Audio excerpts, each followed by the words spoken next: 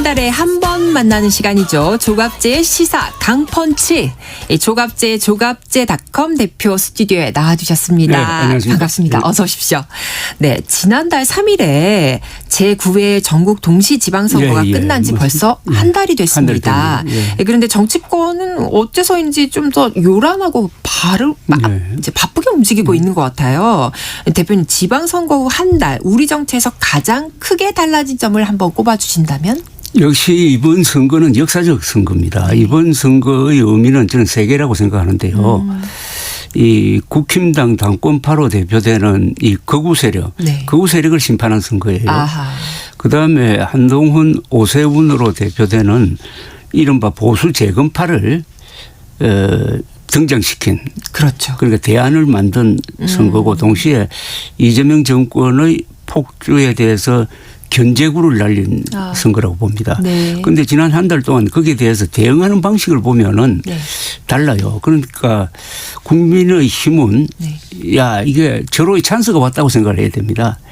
이번이. 예. 예. 그러니까 그 물론 12대 4지만 전체 그 내용으로 보면은 상당히 이겼다는 주장을 할 수 없지만은 생각보다 의미가 있거든요. 네. 물론 그것은 장동혁 대표가 잘해서가 아니라 한동훈, 오세훈 두 사람 그리고 변화를 바라는 이 합리적 보수 세력이 만든 변화인데 네. 그렇다면 당 체제를 개편하고 장동혁 체제를 물리고 바꿔가지고 이 변화한 민심을 그냥 수용해가지고 지난 한 달 동안 뉴스를 만들어갈 수가 있었습니다. 네. 정치 주도권을 잡을 수가 있었는데 그걸 안 하고 엉뚱한 방향으로 가버렸어요. 아하. 그러니까 장동혁 대표는 지금 어디가 있느냐 하면은 저기 무슨 올림픽 공원에 가가지고 네.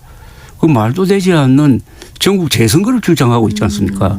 그리고 부정선거 음모론에 올라탔잖아요. 이분이 부정선거 음모론 커밍아웃을 해버리고 말았습니다. 그러니까 지난 한 달 동안 골든타임을 놓쳤습니다. 어떻게 보면은 놓쳤다. 페널티킥 실축을 한 거예요. 반면 이재명 대통령은 위기의식을 가졌습니다. 네. 사실은 이겼다고 주장할 수도 있는데 이게 이긴 게 아니고 정청래 대표가 선거 지휘를 잘못했다는 식으로 하면서 아주 긴장감을 딱 줬어요. 네. 그래서 이 정권이 정부와 민주당이 요사이 예. 마치 이번 선거에서 이겨놓고도 진 것처럼 해가지고 이거 여러 가지 최선을 다하고 있는 것처럼 보입니다. 네. 국민들 입장에서는. 아하. 그러면 어느 쪽으로 국민들 마음이 다시 돌아가겠습니까? 그래서 최근에 이재명 대통령 지지율도 다시 반등했죠. 회복이 되고 네. 국힘당 지지율은 또 과거로 돌아가고 민주당 지지율은 상당한 수준을 유지를 하고 그렇죠. 있습니다. 유지하고 있죠. 그렇게 보시는군요. 그러면은 지금 말씀하신 내용을 듣다 보니까 이 보수 재건 쪽에 힘을 실어줬다라는 그렇죠. 의미로 들리는데 이 보수 재건의 그럼 실체는 뭡니까? 보수 재건의 실체는 저는 간단하다고 생각합니다. 네. 윤석열 노선을 폐기해야 됩니다. 이번 선거의 의미는 윤석열 노선은 잘못된 거다 하는 것을 선거를 통해서 다시 확인해 준 거고요. 재확인했고. 그다음에는 역시 한동훈 노선이 옳았다는 겁니다. 계엄에 반대하고 부정선거 음모론에 반대한 한동훈 노선이 옳았다. 한동훈 노선 중심으로 국민의힘의 그 개혁이 있어야 되는데 한동훈 의원은 지금 무소속입니다. 그러니까요. 그러나 무소속이면서도 이분이 당대표 이상으로 지금 언론의 주목을 받고 있고 맞습니다. 뉴스를 만들고 있고 어떤 흐름을 만들고 있어요. 국민의힘이 한동훈 노선으로 와야 됩니다. 언젠가는 일로 올 수밖에 없는 건데 그게 이제 어떻게 보면 저는 이 기득권 세력이라고 봐요. 국민의힘 안의 기득권 세력의 핵심은 네. 경상도 특히 TK 지역 국회의원과 서울 강남권 국회의원 그렇죠. 합치면 약 70명이 됩니다. 네네. 이분들이 변화를 두려워하고 있어요. 또 대부분이 윤의견 편에 섰잖아요. 그러니까 한동훈 의원이 두려운 거예요. 맞서기가. 그러니까 장동혁 대표를 빨리 물러나게 해야 되는데 그것도 하지 못하고 시간만 질질 끌다가 보수 재건의 골든타임을 놓치고 있다. 이게 그러면은 다음 총선과 다음 대선에 영향을 줄 것 아니겠습니까? 그때까지 해결되지 않을 거라고 보시는 건지. 골든 타임이라는 것은 그때 잡아야 되거든요. 네, 예. 이미 놓쳤다. 예. 기회는 사람을 기다려주지 않습니다. 물론 대안으로서의 한동훈 그리고 오세훈 또 한 사람을 꼽으려면 평택을의 유어동 같은 분들. 네. 예. 이 세 사람 공통점은 윤석열 세력 그리고 부정선거 음모론과 싸운 사람들이에요. 그렇죠. 단절하고. 예. 이런 사람들 중심으로 네. 재편될 수밖에 없는데 그 과정이 너무 시간을 끌면은 국민들도 일단 지지를 보냈다가 다시 회수하고 있잖아요. 지금. 네, 그렇게 봐야 되는군요. 그런데 아까 저와 얘기 나누시면서 이제 미국의 중요한 기념일이 바로 오늘인데 오늘입니다. 예, 예. 예, 우리나라와 연관이 돼 있다고요? 미국 독립 기념일이거든요. 네. 오늘이 250주년입니다. 더구나 네. 250주년인데 미국의 독립 정신과 네. 그 나라를 세우는 그 과정이 한국과 굉장히 비슷해요. 그 비슷한 이유가 있습니다. 네. 우리가 개화기 때 주도적인 역할을 한 사람들이 개신교예요. 아, 네. 그래 미국 선교사들과 연결되는 개신교고 그러네요. 네. 이 흐름 속에서 개신교의 대표적인 정치인이 이승만 건국 대통령 초대 대통령인데 이분이 프린스톤 대학에서 공부를 했어요. 네. 미국에서 프린스톤 대학은 미국 독립 정신의 어떤 요람이고 독립운동가들이 프린스톤 대학 출신이 많아요. 그리고 제4대 대통령은 메디슨이 미국 헌법을 기초한 사람입니다. 이분이 프린스톤 출신입니다. 네. 여기서 이승만 대통령이 박사 논문도 쓰고 아주 중요한 역할을 하면서 이승만 개신교 그리고 미국을 매개로 해가지고 미국의 건국 정신, 민주주의 정신이 한국에 들어왔어요. 우리 헌법을 딱 펴면요, 거기 미국 헌법 중요 내용이 거기 들어 있습니다. 그런데 그 미국 헌법의 중요 내용은 뭐냐 하면 또 영국의 민주화의 결실인 권리장전이 또 거기 들어가 있어요. 네. 그 다음에 중요한 게 이승만 대통령이 공화국을 만든 겁니다. 그러니까 대한민국 건국은 우리 민족사에서 최초로 국민이 선거를 통해서 공화국을 만든 거예요. 이 공화국을 만들면 어떻게 운영할 거냐 하는 고민을 미국의 파운딩 파더즈라고 하는 분들이 고민을 했는데 그 고민을 이승만 대통령이 그대로 받아들여 가지고 공화국을 만들면 이 공화국을 유지하기 위해서는 국민들이 똑똑해야 된다. 교육을 해야 된다. 해가지고 교육에 전력을 다하고 네. 그다음에 선거를 해봐야 된다. 역시. 그래서 우리나라는 놀랍게도요. 6.25 때 선거했습니다. 1952년 6.25 때 네. 최대 규모의 선거를 했어요. 전쟁통에. 전쟁통 지방선거를 해가지고요. 네. 뽑은 사람이 몇 사람인지 아세요? 이번에 우리 4,000명 뽑았습니다. 네. 그때 15,000명 뽑았어요. 그 전쟁통에. 연장까지 뽑았습니다. 아이고야. 건국한 지 4년인데 이승만은 뭐냐. 해봐야 된다. 민주주의는 실천을 해봐야 된다. 실천해야 되고 시행착오가 불가피하다. 그리고 더 놀라운 사실이 있습니다. 6.25 때 언론 검열을 안 했습니다. 전쟁 중에 다 언론 검열을 해요. 그래서 그때 신문이 정부, 군대, 뭐 학살, 양민학살 이런 걸 폭로하고 이런 게 바로 미국식 민주주의를 도입한 그래서 지난 80년 동안 한국의 민주주의는 세계를 지켜냈어요. 언론의 자유, 선거의 자유, 네. 사유재산권의 자유. 여기에 손대는 정권은 다친다 하는 원칙을 만든 바로 그날이라서 미국의 독립 정신이 한국의 건국 정신으로 들어갔다. 그렇게 이어지고 있다. 됩니다. 그런 네. 말씀. 네. 그래서 선거가 잘 된 거예요. 이번 선거가. 네. 그런 말씀 의견 잘 들었습니다. 마침 저희가 재헌절 기획을 정관용 시사본부에서 기획했고 내일부터 2회간 시작을 하는데 말문을 잘 열어주셔서 내일부터 저희가 재미있게 의미 있는 아주 일을 하시네요. 네. 잘 전달해 드리도록 하겠습니다. 그럼 더불어민주당은 지금 국회 상임위원장 배정과 이제 검찰 보안 수사권 폐지를 담은 형사소송법 개정을 굉장히 빠르게 진행시키고 있습니다. 이렇게 속도를 내는 이유 뭐라고 보십니까? 좀 초조한 것 같은데 초조한 이유가 이재명 대통령 관련 공소 취소를 밀어붙일 것 같아요. 그걸 밀어붙이기 위한 체제 정비를 하는 것 아니냐 하는 그런 생각이 듭니다. 그런데 그건 굉장한 도박이에요. 그러니까요. 그리고 이게 지금 상임위원장을 자리 중에서 제일 핵심이 법사위원장인데 그 자리는 사실은 야당이 맡는 게 맞거든요. 원래는 지금까지는 그렇게 해야 해왔다. 균형이 이루어지는 겁니다. 네네. 그건 또 관례잖아요. 네. 이게 다수결의 힘으로 관례를 무너뜨리는 것은 이건 민주주의가 아닙니다. 다만 이렇게 할 때 네. 국민들이 그러면 침묵하면서 지켜볼 거냐. 네. 국민들이 의사표시를 할 거냐. 한동훈 의원은 이렇게 지금까지 계속 부르짖잖아요. 공소 취소하면은 공소 취소를 시도하면은 이거는 계엄에 준하는 네, 사태다. 네. 그럼 자기가 거리에 나가서 탄핵 운동에 나서겠다. 네, 이렇게 라고. 하고 있어요. 네. 그리고 이번 선거에서 나타난 여론도 공소 취소는 하지 말라는 거거든요. 그렇게 해석해 할 수 있다. 예, 이게 네. 앞으로 한국의 전국을 좌우할 가장 큰 변수가 남아 있습니다. 그러면은 이런 민주당의 어떤 방향과 속도 청와대에서는 어떻게 보고 있을지 좀 궁금해요. 저는 뭐 이 문제에 관해서는 청와대, 정청래, 네. 김민석 이런 분들이 저 이견이 없다고 생각합니다. 아, 같이 뜻이 같다. 예, 같으면서 이 상시 더 극단화되고 있다고 생각해요. 이 최초에는 이재명 대통령이 정청래 민주당의 과격한 어떤 검찰청 폐지라든지 이른바 사법개혁에 브레이크를 걸고 싶어 하다가 안 됐어요. 정청래 페이스로 가버렸어요. 그래서 결국은 보안수사권까지 폐지하기로 했다는 것은 사실은 청와대 측에서 손을 들었다는 이야기입니다. 강경론에.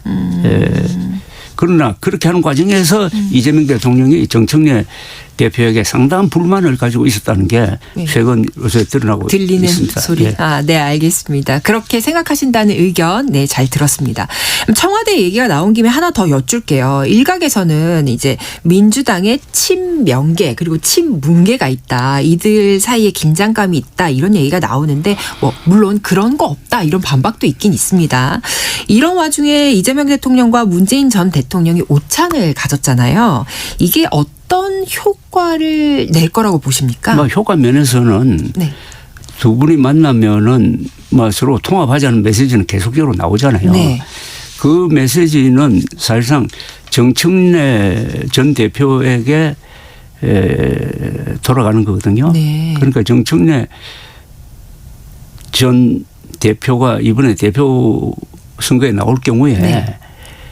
차별화를 하기가 힘들어요. 그러니까 이재명 대통령을 비판한다든지 아니면은 문재인 전 대통령 노선을 이어받겠다는 식으로 자신을 차별화하기가 어렵게 됐다고 봅니다. 네. 두 전 현직 대통령이 만나서 어떤 그 분위기를 만들어 주었으니까 네. 그래서 점점 정청래 전 대표의 입지가 좁아지고 있는데 일조를 했다는 생각을 합니다. 아, 그렇습니까? 네. 그러면은 지금 민주당을 보면은 이전에 막 격화됐을 때보다는 조금 안정을 찾은 듯이 보이는데 그렇습니다. 갈등의 불씨는 남아 있다고 보시는 거네요. 그 불씨는 네. 이게 뿌리가 있는 거죠.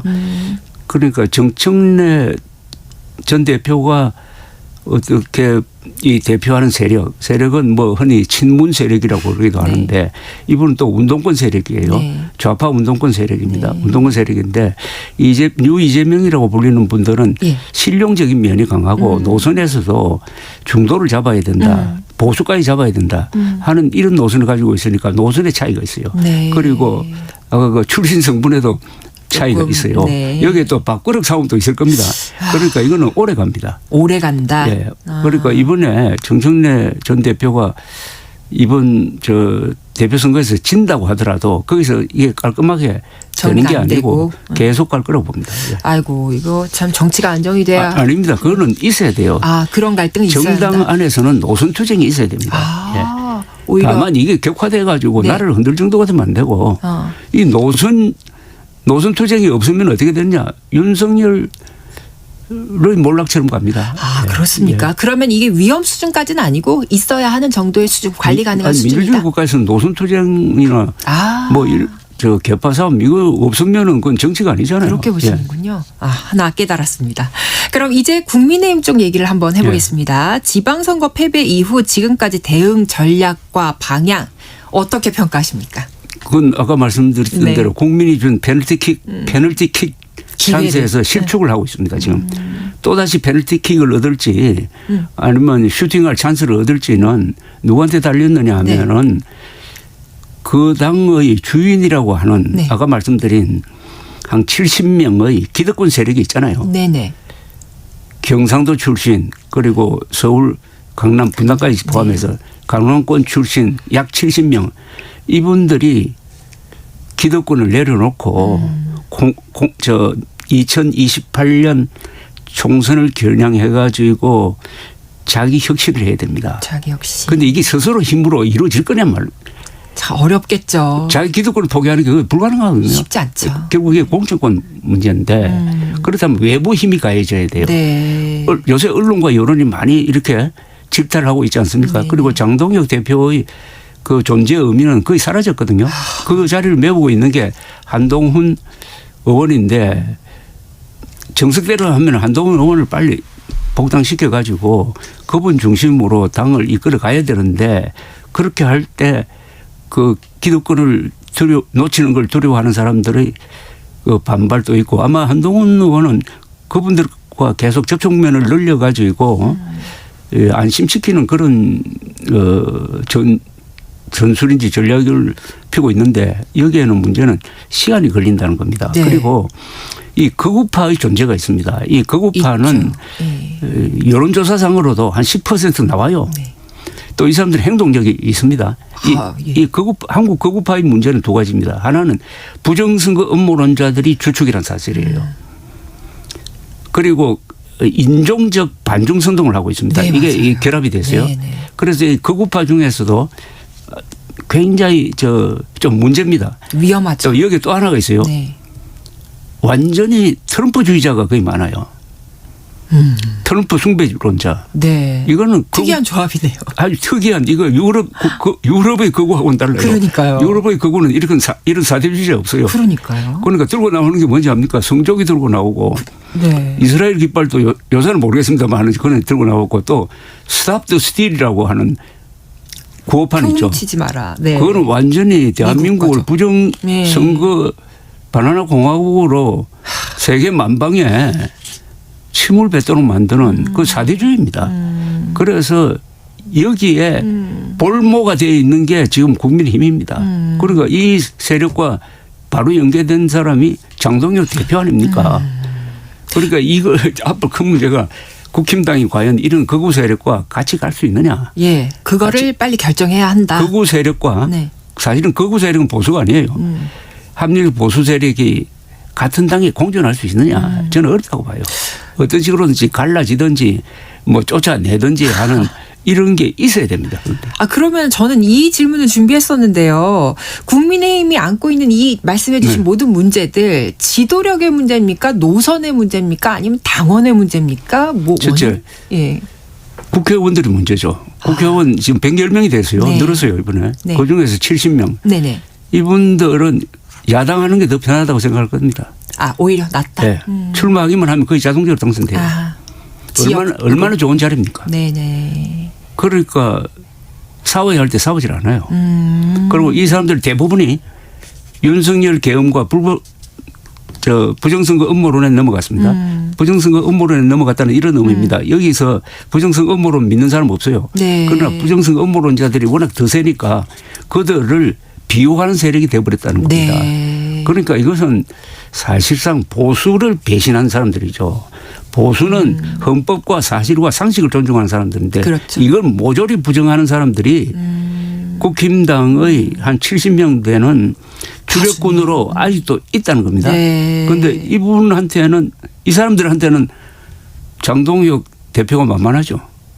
그러나 여기에 한동훈 의원 또는 한동훈 의원과 같은 생각을 가진 사람들이 당대표 자리에 오면은 네. 자기의 기득권이 흔들려 버리잖아요. 그러니까 이것은 당 내에 당의 자율적인 어떤 대책에 맡겨놓기에는 너무나 크기 때문에 외부에서 압력이 많이 들어가야 돼요. 외부. 그러니까 보수 지식인들, 보수 언론인들, 그다음에 당원들이 문제입니다. 이 당원들 중에 50% 이상이 부정선거 음모론자입니다. 그러면 거기에 눈치를 보게 돼요. 네. 그 미국 공화당하고 똑같습니다. 미국 공화당의 공화당원의 60%가 부정선거 음모론자들입니다. 네. 그렇군요. 그러면은 이 질문에 대한 답도 어느 정도 나온 것 같은데 이게 사실 이제 아까 말씀하신 대로 장동희 대표가 이제 올림픽공원에 가서 발언도 하고 막 이랬던 것들이 어떤 지지층 결집의 목적이었다면 실제로 이 효과가 어느 정도가 될지도 좀 궁금하고 오히려 역풍이 있을 것 같기도 하고요.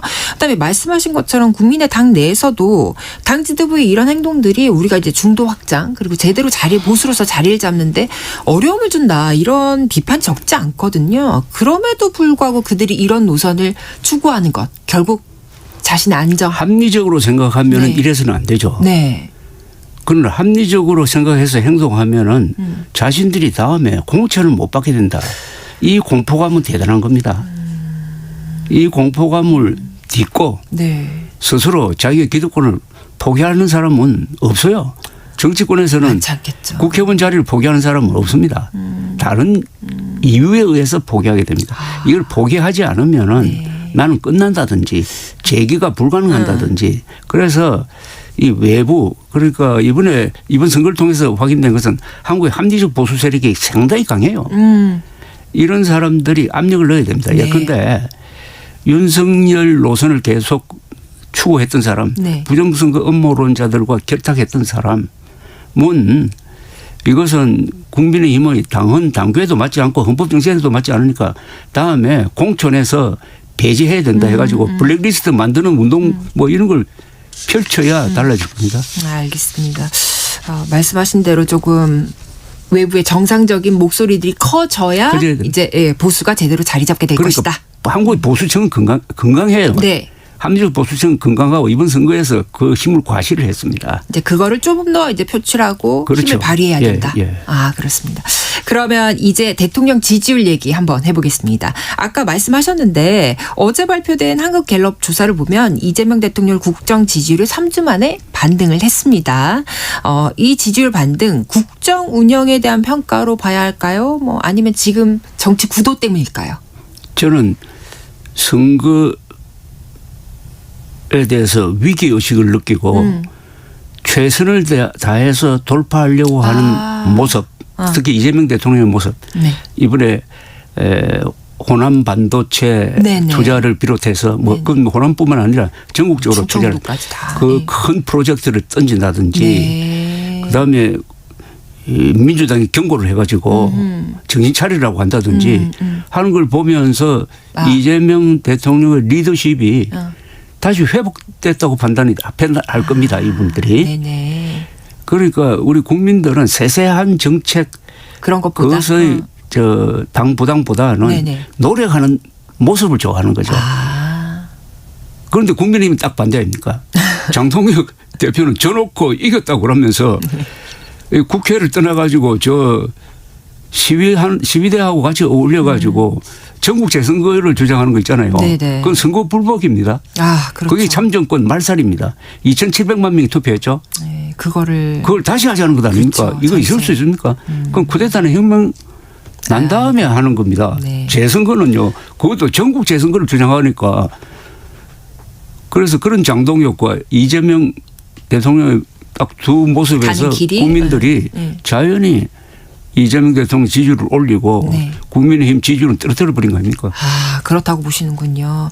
그러면은 뭐 자세한 것보다는 어떤 대통령의 의지 또 방향 이런 거를 봤기 때문에 지지율이 반등했다고는 하시는데 저는 이게 참 궁금해요. 사람들도 많이 궁금해할 것 같아요.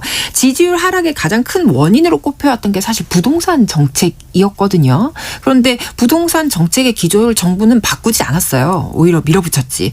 그런데 왜 지지율이 올랐을까? 아까 말씀하신 대로 그러면은 그런 세세한 것들보다는 대통령의 의지, 그렇죠. 방향 이걸 봤다. 그렇죠. 이미지죠.